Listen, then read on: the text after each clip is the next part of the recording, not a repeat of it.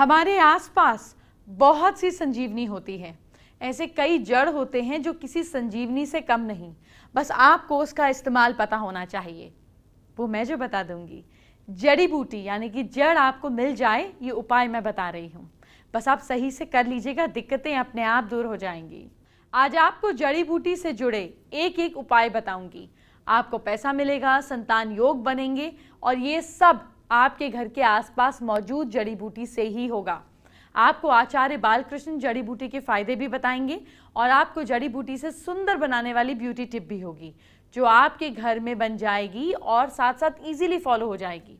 साथ ही सोमवार है तो शिव जी की बात भी करूंगी जो आपको शिव जी का वरदान दिलाएगी। चलिए बात करते हैं आज के पहले महाउपाय के। एक बात बताइए, क्या आपके ज्यादातर काम अनसक्सेसफुल हो रहे हैं? ऐसे में सुबह कच्चा सूत लेकर सूर्य के सामने मुंह करके खड़े हो जाएं। सूर्य देव को नमस्कार करें। ओम ह्रीम घृणी सूर्याय आदित्याय श्रीम मंत्र बोलते हुए सूर्य देव को जल चढ़ाएं। जल में थोड़ी सी रौली डालिए, चावल और चीनी।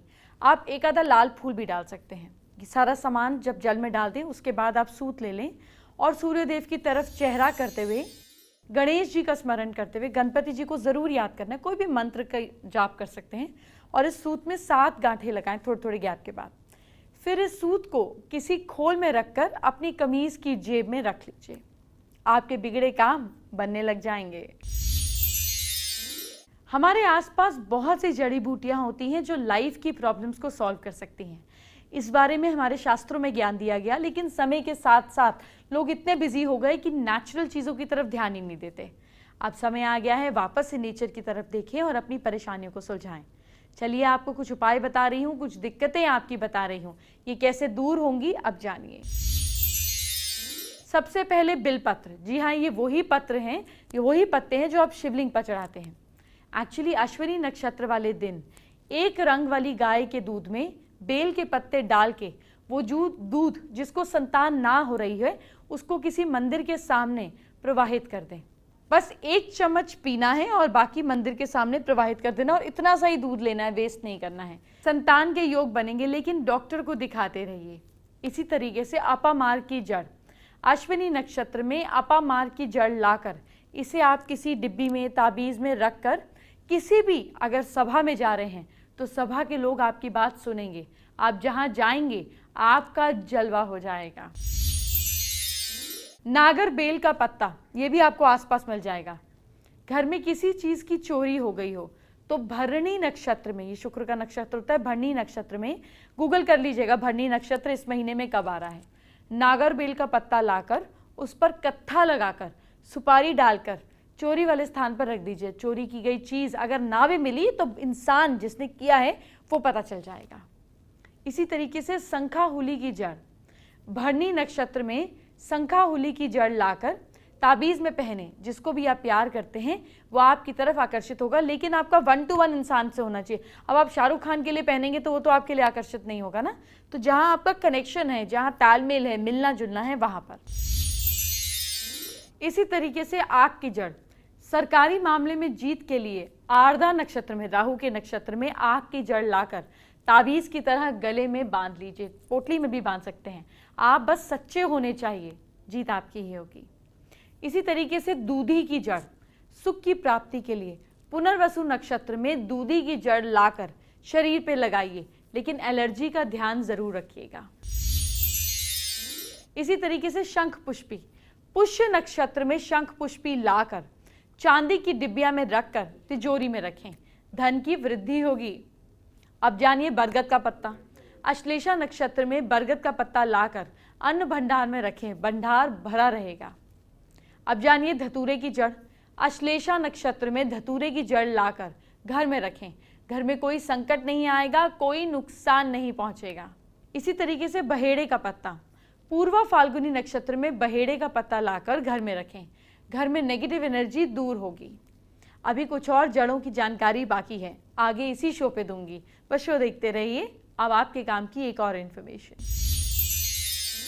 आज सोमवार है, इसीलिए आपसे शिव जी की भी बात करूंगी।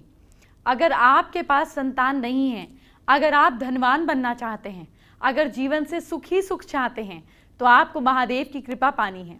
भोले भंडारी की कृपा आपको कैसे मिलेगी वो बताने जा रही हूं। विद्या और ज्ञान की प्राप्ति के लिए भगवान शिव की उपदेश देने वाली मूर्ति का पूजन करें। खासकर स्टूडेंट्स को करना है। जी हाँ, मन भावन जीवन साथी पाने और सुखी दाम्पत्य जीवन के लिए भगवान शिव की अर्धनारेश्वर मूर्ति का पूजन करें। मूर्ति या फोटो एक ही बात है। सुखी जीवन की इच्छा करने वाले माता पार्वती सहित नृत्य करते हुए हजारों भुजाओं वाले भगवान शिव की मूर्ति या फोटो का पूजन करें। संतानहीन दंपत्ति माता पार्वती और भगवान शिव की बैल पर बैठी हुई मूर्ति का पूजन करें। जल्दी आपके आंगन में किलकारियां गूंजेंगी। लेकिन हाँ, डॉक्टर को दिखाते रहें। शोहरत पाने के चाहने वाले लोग नंदी और माता पार्वती के साथ सभी गणों से घिरे हुए भगवान शिव की मूर्ति या फोटो का पूजन करें। पापों से मुक्ति पाने के लिए हाथ में धनुष बाण लिए हुए रथ पर बैठे हुए भगवान शिव की मूर्ति का पूजन करें। सुख सुविधा संपन्न जीवन साथी के लिए, खुशियों के लिए कार्तिकेय भगवान के साथ शिवजी पार्वती जी की मूर्ति का पूजन करें या फोटो का। धनवान बनने के लिए 4 हाथ 3 नेत्रों वाली, गले में सांप और हाथ में कपाल धारण किए हुए भगवान शिव की मूर्ति या फोटो का पूजन करें। चलिए बात करते हैं आज के दूसरे महा उपाय की। क्या कंसीव नहीं हो रहा है, यानी कि गर्भ धारण नहीं हो रहा है? मंगलवार के दिन कुम्हार के घर आएं और उसमें प्रार्थना करें, मतलब वहां जाके प्रार्थना करें। थोड़ी सी कच्ची मिट्टी लें, उसके बाद कच्ची मिट्टी वाले बर्तन वाला जो डोरा होता है, जो डोरे से बनाते हैं, उसको ले आइएगा, मतलब मांग कर या पैसे देकर कैसे भी ले आइएगा। फिर उसे किसी ग्लास में जल भरकर डाल दीजिए। ग्लास में पानी भरा और डोरे को डाल दिया। कुछ समय बाद डोरे को निकाल लीजिए। आप आधा या 1 घंटा रख सकते हैं, फिर निकाल लीजिए और फिर वो किसी मंदिर के सामने खड़े हो जाइए। ये सिर्फ ट्यूसडे को ही करना है। गर्भ की स्थिति बनते ही उस डोरे को हनुमान जी के चरणों में रख दीजिए। पहले अपने पास, जब कोई गुड न्यूज़ आ जाए तब आपको हनुमान जी के चरणों में रखना है, लेकिन डॉक्टर को दिखाते रहें, साथ में आप ये उपाय कर सकते हैं।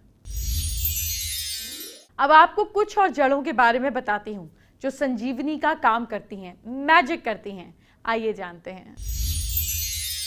अब जानिए नींबू की जड़। उत्तरा फाल्गुनी नक्षत्र में नींबू की जड़ लाकर गाय के दूध में मिलाकर किसी मंदिर के सामने 1 चम्मच प्रवाहित कर दें, बाकी पी जाएं। संतान के योग बनेंगे, लेकिन डॉक्टर को जरूर दिखाएं। और एक जरूरी बात, किसी जरूरतमंद को बाकी पिला दीजिए, मतलब दूध पिला दीजिए। और जड़ तो आप कुछ नहीं कर सकते उसका, तो वो ज्यादा पुण्य देगा बजाय बहाने के। इसी तरीके से चंपा, जो एक पेड़ आता है, चंपा के फूल, चंपा की जड़, हस्त नक्षत्र में चंपा की जड़ लाकर बच्चे के गले में बांधें। बच्चे के ऊपर से किसी की लगी हुई नजर उतर जाएगी। अब जानिए चमेली की जड़। अनुराधा नक्षत्र में चमेली की जड़ गले में बांधें, शत्रु भी मित्र हो जाएंगे।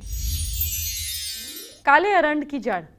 श्रवण नक्षत्र में अरंड की जड़ लाकर निसंतान स्त्री के गले में बांधें। उसके संतान के योग जल्दी खुल जाएंगे, लेकिन डॉक्टरी इलाज जरूर कराते रहें। तुलसी की जड़। जी हाँ, पूर्वा भाद्रपद नक्षत्र में तुलसी की जड़ लाकर मस्तिष्क पर रखें, चिंता से मुक्ति मिलेगी। सोमवार है, इसीलिए शिवजी से जुड़ी एक अचूक जानकारी आपको देती हूँ। वैसे तो आपको बस सच्चे मन से मांगना चाहिए, शिवजी आपके दुख दूर करेंगे, लेकिन फिर भी महादेव का वास्तु कनेक्शन क्या है, जिसे आपको बताना बेहद जरूरी है, जान लीजिए। आपके घर में कुछ मूर्तियां हैं जो नहीं होनी चाहिए। हर मूर्ति की जगह घर नहीं होती, कुछ मूर्तियां दूसरी जगहों पर ही रखी जाती हैं। आज आपको ऐसी बहुत सारी मूर्तियों के बारे में बताने जा रही हूँ। मान्यता यह है कि भगवान भैरव की मूर्ति घर में नहीं रखनी चाहिए। वैसे तो भैरव भगवान शिवजी का ही एक रूप है, लेकिन ये तामसिक देवता हैं और तंत्र मंत्र द्वारा इनकी साधना की जाती है, इसीलिए इनकी घर के मंदिर में पूजा करने से बचना चाहिए। भगवान शिव का ही एक रूप है नटराज। वास्तुशास्त्र के अनुसार नटराज रूप वाली भगवान शिव की प्रतिमा भी घर में नहीं होनी चाहिए। इसका कारण ये है कि नटराज रूप में शिव तांडव करते हैं, इसीलिए इन्हें घर में ना लाएं। नटराज की मूर्ति को घर में लगा लेंगे तो आपके घर में भी तांडव जैसे दृश्य ही होंगे। ग्रह शांति के लिए आपको घर में शनि की पूजा अर्चना तो की जाती है, लेकिन वास्तुशास्त्र के अनुसार शनि की मूर्ति घर में नहीं लानी चाहिए। राहु केतु की पूजा की सलाह तो दी जाती है, लेकिन इनकी मूर्ति को घर में लाना वास्तुशास्त्र में शुभ नहीं माना जाता।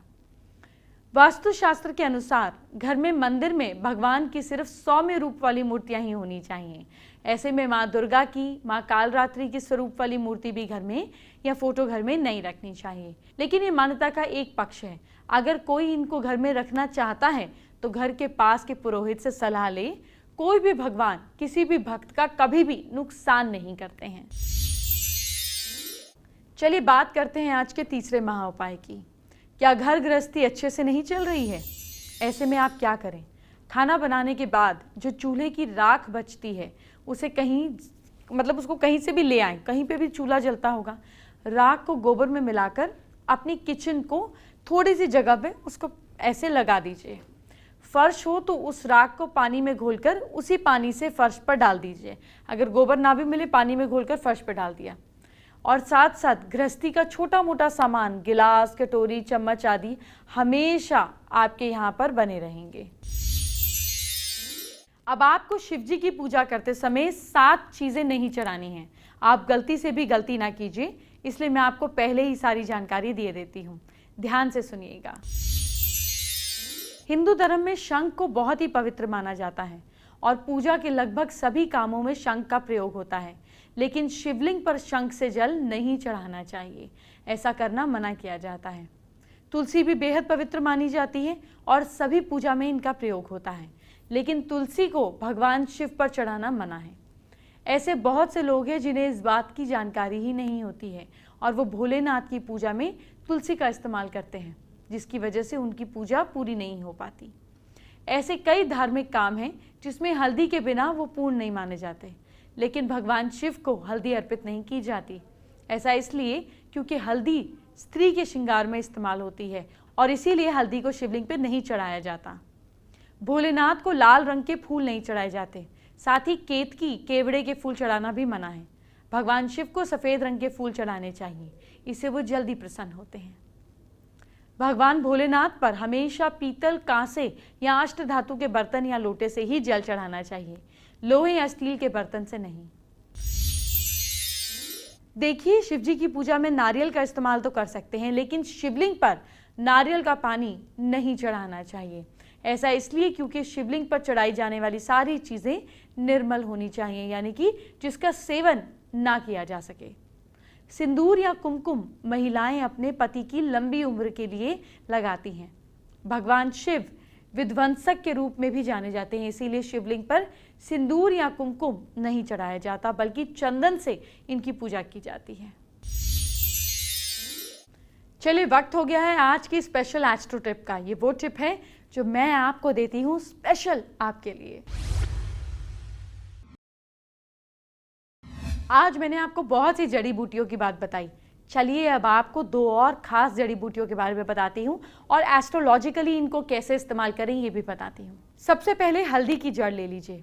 हल्दी की जड़ आपको पुनर्वसु नक्षत्र में लेनी है या किसी भी शुक्ल पक्ष के थर्सडे को सुबह ले आइए।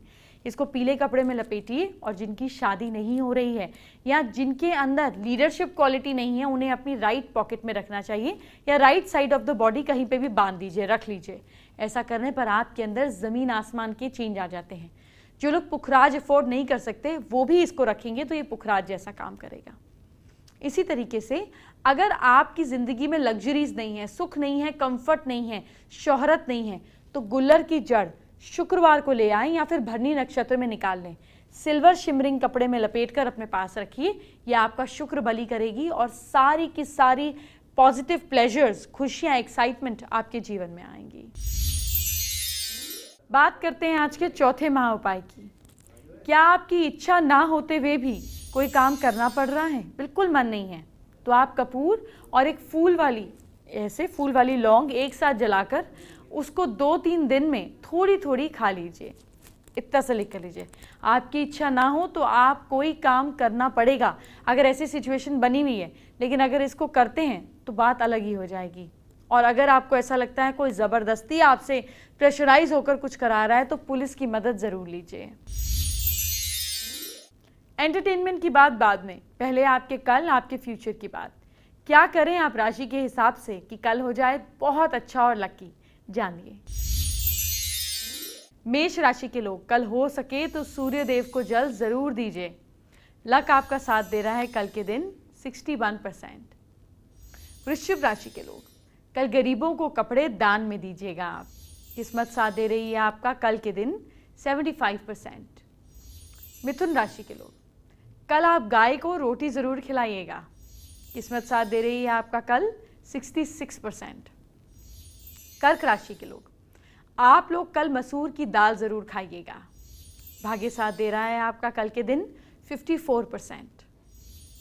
सिंह राशि के लोग, आप लोग पीपल के पेड़ पर जल चढ़ाइएगा कल। भाग्य साथ दे रहा है आपका कल 67%। कन्या राशि के लोग, आप लोग लक्ष्मी जी की पूजा ज़रूर कीजिएगा। किस्मत साथ दे रही है आपका 71%। तुला राशि के लोग, घर के पौधों को पानी दीजिएगा आप कल। भाग्य साथ दे रहा है आपका 78%। वृश्चिक राशि के लोग, काम में घर वालों की मदद लीजिएगा।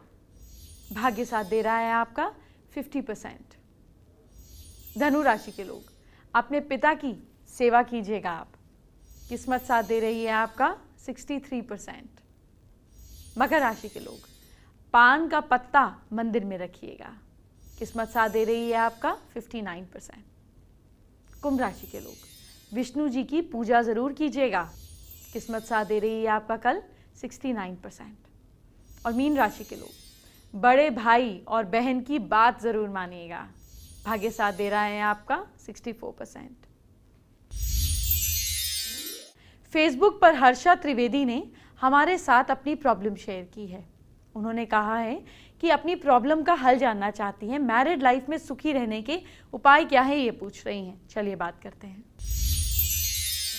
अगर मैरिड लाइफ में खुशहाली चाहिए, मैरिड लाइफ में अच्छा जीवन चाहिए, तो अपने स्पाउस की, फीमेल्स अपने स्पाउस की फोटोग्राफ हमेशा अपने पर्स में, अपने वॉलेट में पिंक कलर के पेपर में फोल्ड कर कर रखें। और हस्बैंड्स अपनी वाइफ की फ़ोटो लीजिए और उसको हस्बैंड्स एक वाइट कलर के साथ में हल्दी का स्वास्तिक उसके पीछे बनाकर अपने पास, अपने वॉलेट में रखें। इससे दोनों के बीच ब्रिज कनेक्शन हमेशा जुड़ा रहता है। आइए बात करते हैं आज के 5वें महा उपाय की। क्या मैरिड लाइफ में कहीं ना कहीं झगड़े बहुत ज़्यादा हो रहे हैं? रात को सोते समय वाइफ अपने पलंग पर देसी कपूर और हस्बैंड की साइड पर सिंदूर रख लें। सुबह सूर्योदय के वक्त पति देसी कपूर को जला दे और पत्नी सिंदूर को घर में थोड़ा सा छिड़क दे और फिर हस्बैंड से ही कहकर मांग भरवा ले। ये कर लें और इसको रेगुलरली करते रहें। महीने में एक बार तो ज़रूर करें, आपको फ़र्क अपने आप दिखने लगेगा। कल हम बात करेंगे आपकी, वैसे तो मैं रोज़ आपकी बात करती हूँ, लेकिन कल बात करेंगे समुद्र शास्त्र में आपकी चिन्ह, आपके पैर, आपकी उंगलियाँ, आपके नाखून। ये सारी चीज़ें खुद को जानने के लिए तो सहायक हैं ही, लेकिन दूसरे को एनालाइज करने के लिए भी बहुत कमाल की हैं। किसी नए इंसान के साथ बिजनेस करना है, दोस्ती करनी है, रिश्ता बनाना है, अगर उसको पहले स्कैन कर लें तो सारी प्रॉब्लम ही खत्म हो जाती है। मैं ये नहीं कहती हर कोई परफेक्ट होता है, लेकिन हमारे काम की क्वालिटी सामने वाले में हो ये तो हम एनालाइज कर सकते हैं। तो इस बारे में कल आपको पूरी इन्फॉर्मेशन दूंगी। अभी चलती हूँ, ख्याल रखिएगा। Bye bye, take care.